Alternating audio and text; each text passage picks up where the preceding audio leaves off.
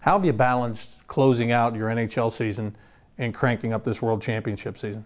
That's been a tricky thing. You're trying to wrap up and tie up loose ends on one end, and having exit meetings and trying to deal with not problems, but you're trying to find solutions to maybe where things went wrong or things that you can do better. So you're constantly thinking about that, but you know right afterwards you got to start preparing for this.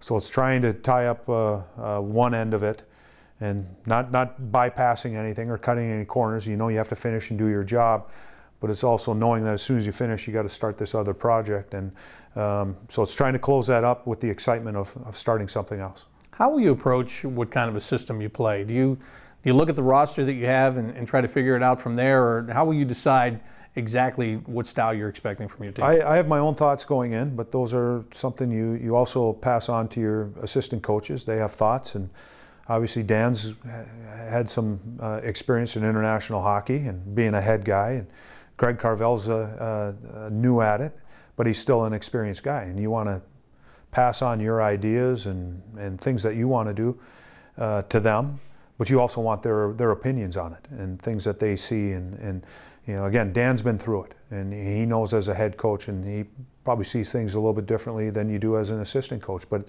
that's the great thing about the relationship, is being able to bounce ideas off of each other and then hopefully get better. And we want to continue to strive to get better at international hockey, and I want to get better as a coach in international hockey. You know, you mentioned a couple of guys like Jack Eichel, who's expected to be one of the top picks this summer, and Mike Riley being on this team just coming out of college. Your own Jeremy Morin is going to play for you in this tournament as well. When you look at this, are the expectations lower, not by you, but from the outside, for people expecting, maybe not expecting you to do much? And you mentioned 1980 earlier when we were talking here, and can that be something to your advantage? Young guys that are hungry, that just want to get on that world stage and show what they can do? I don't know what the expectations are from people outside. I know what the expectations are from myself. I've made phone calls, I've talked with all the players. They're all excited, to a man. They're looking forward to the opportunity. For a lot of guys, this is their first international experience. So this is a new challenge for them, and it's a chance to put on the red, white, and blue with USA across your chest. And it's something I think we've all dreamt about as kids, is that opportunity to represent your country. And it doesn't matter what stage you're at, doesn't matter if it's Olympic Games, World Championship, World Juniors, whatever it is. It's a chance to represent a lot of people and make people proud. All right, what's your schedule from here? When do you get over there? When do you start to work with your team? When can you start to put these things in place? We've already been working somewhat from a coaching standpoint, talking systems, getting video together. There's not a lot of time, so it's literally getting off the plane.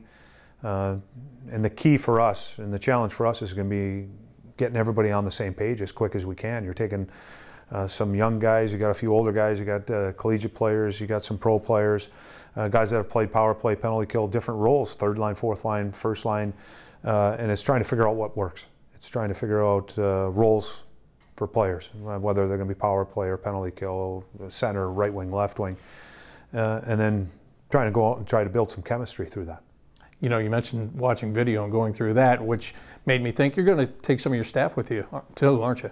Yeah, Mike Vogt, Jamie Healy, Dan Singleton, they're all going to travel over. So it makes it easier on myself as a coach when you have those personal relationships. We've worked together now for 3+ years right in that area, and when you have that, it makes dealing with these challenges a little bit easier. If Mike Vogt knows how I function as a head coach and things I'm looking for, if Jamie Healy knows what I'm looking for in practice situations, and Dan Singleton obviously knows what I'm looking for when we get to video review or in between periods.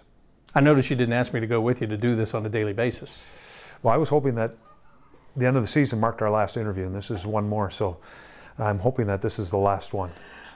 For a while. For a while, I would say. Yeah. Hopefully we'll have one when you get back to talk about the great success that you had and maybe a gold medal that you wanted to Well, I look forward to that interview. All right. Well, I finally figured out what he looks forward to. So, Todd, in all seriousness, thank you very much and good luck to you there. All right. My pleasure. All right. That is head coach Todd Richards of the Blue Jackets and of Team USA for the upcoming World Championships. I'm Bob McElligott on Jackets TV, presented by Ohio Health.